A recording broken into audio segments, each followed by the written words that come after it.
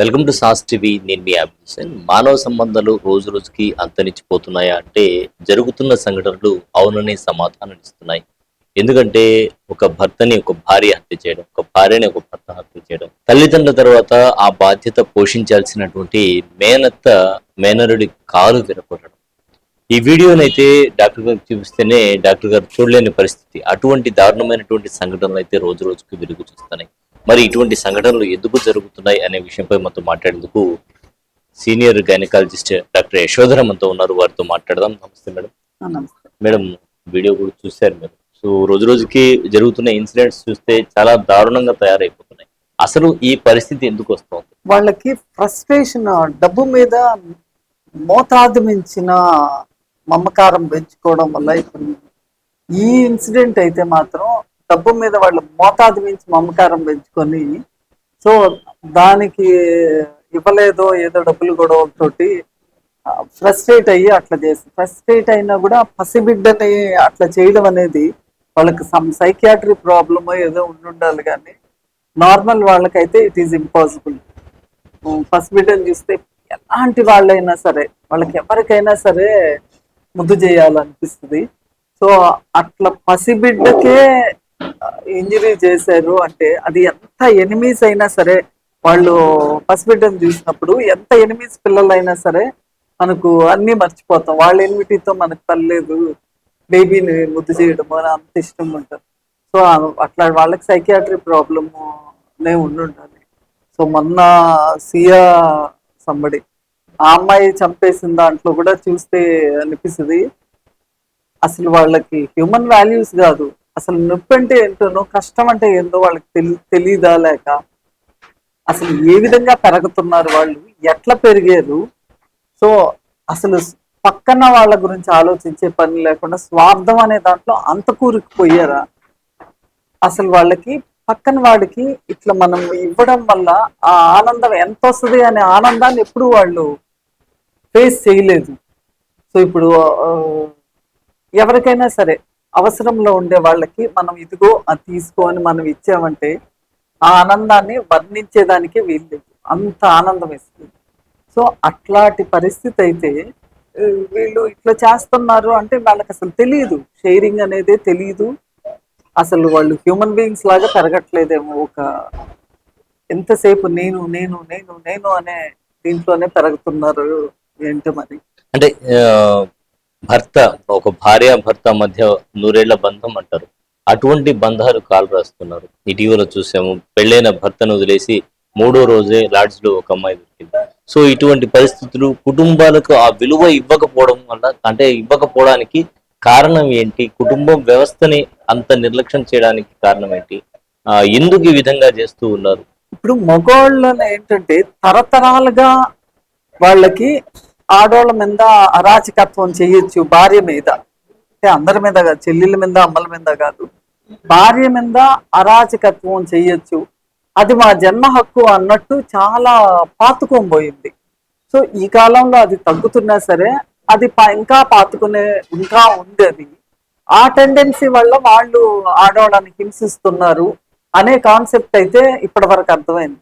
అసలు ఇప్పుడు వచ్చి ఆడవాళ్ళు అట్లా చేయడం అనేది, సో వాళ్ళు ఇప్పుడు మగవాళ్ళు ఎట్లయితే మా జన్మ హక్కు ఆడవాళ్ళని హింసించడం అనుకుంటున్నారు, నేను అనుకునేది ఇప్పుడు ఆడపిల్లలు మా జన్మ హక్కు అనుకోకపోయినా నాకు కావాల్సింది నేను చేసుకోవడం నా జన్మ హక్కు, నా సంతోషం కోసం ఎవరినైనా చంపేస్తాను, ఎవరినైనా హింసిస్తాను, ఏమైనా చేస్తాను, దానివల్ల నాకు ఇంత సంతోషం వస్తే, ఎక్కువ కూడా కాదు, ఇంత వచ్చినా చాలు, అంత సంతోషం కోసం ఎవరు అడ్డం వచ్చినా వాళ్ళని ఏమైనా చెయ్యొచ్చు అనే సైకాలజీ పెరిగిపోతుంది. సో వీళ్ళందరికీ సైకియాట్రీ ట్రీట్మెంట్ ఇవ్వాలో లేదా మాస్ అందరికీ ఉండి ఒకళ్ళకి సాయం చేయడంలో ఉన్న ఆనందం ఇంకొకళ్ళని హింసిస్తే రాదు.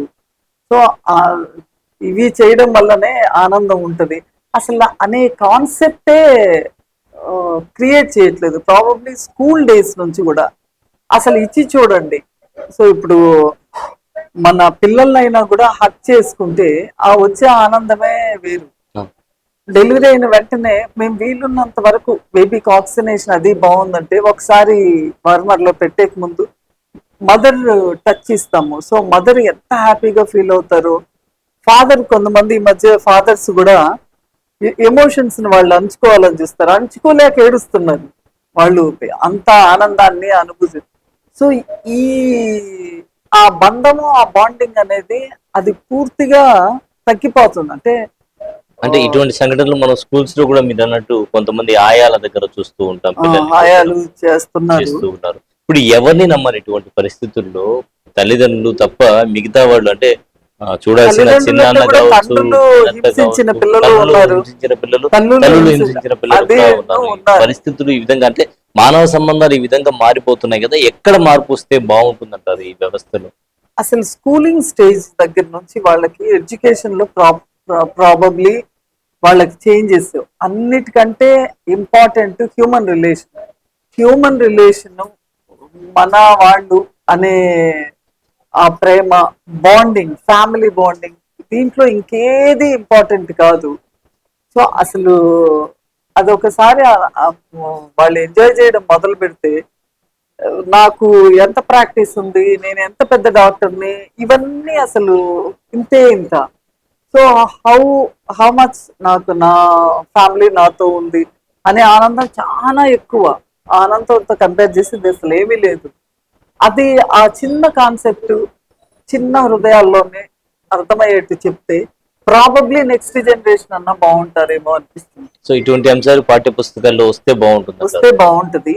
సో దాని గురించి ఇప్పుడు పవర్ లో ఉండేవాళ్ళు, ఇప్పుడు ఫిల్మ్ ఇండస్ట్రీలో లేక ఇవైనా కూడా యూట్యూబర్స్ ఇలా వాళ్ళైనా సరే, సో దాని మీద ఎక్కువ ఫోకస్ చేసి, అంటే ఇటీవల కాలంలో మీరు అన్నట్టు యూట్యూబర్స్ కూడా ఈ హింస, మతము అనే అవి దాన్ని ఎక్కువ వాళ్ళు ఫోకస్ ఎంజాయ్ చేస్తున్నారు. చేస్తున్నారు. కానీ అవి మిగతా వాటిని ఫోకస్ చేయడంలో వ్యూస్ కి వచ్చి ఏది జరిగినా కూడా దాన్ని గోరంతను కొండంత చేసి చూపిస్తూ. అవును. సో అందుకని అలాంటి హింసవి తగ్గించేసి, సో అలాంటివి ప్రమోట్ చేయకుండా ఈ ఇన్ఫ్లుయెన్సర్స్ అంతా కూడా, ఇన్ఫ్లుయెన్సర్స్ మీద కానీ, ఫిల్మ్ ఇండస్ట్రీ కానీ, టెలివిజన్ ఇండస్ట్రీ, వీటిల్లో కూడా కొద్దిగా మార్పు చేర్పులు చేస్తే కొద్దిగా తగ్గుతుందేమో అని.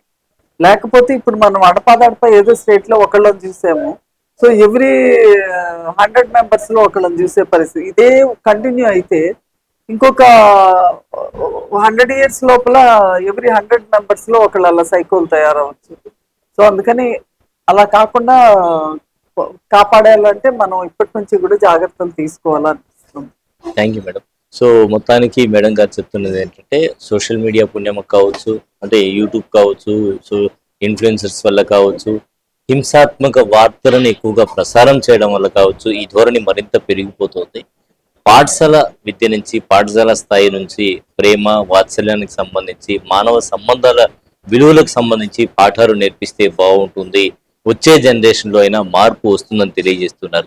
కెమెరామెన్ మహేష్ తో హుస్సేన్, సాస్ టీవీ నెల్లూరు. ధన్యవాదాలు. డయాబెటీస్ పేషెంట్స్ కు ఆధునిక వైద్య సేవలు అందిస్తున్న ఎస్ఎస్కే గ్లోబల్ డయాబెటీస్ సెంటర్ ఇప్పుడు కొత్త చిరునామాకు మారింది. ఇప్పట్నుంచి ఎస్ఎస్కే హాస్పిటల్లో మీకు అన్ని డయాబెటీస్ సేవలు అందుబాటులో ఉంటాయి. మా కొత్త చిరునామా 3వ line, James garden, Venkatramapuram, Nellore. ఇకపై డయాబెటీస్కు సంబంధించిన అన్ని సేవల కోసం ఎస్ఎస్కే హాస్పిటల్ను సందర్శించండి.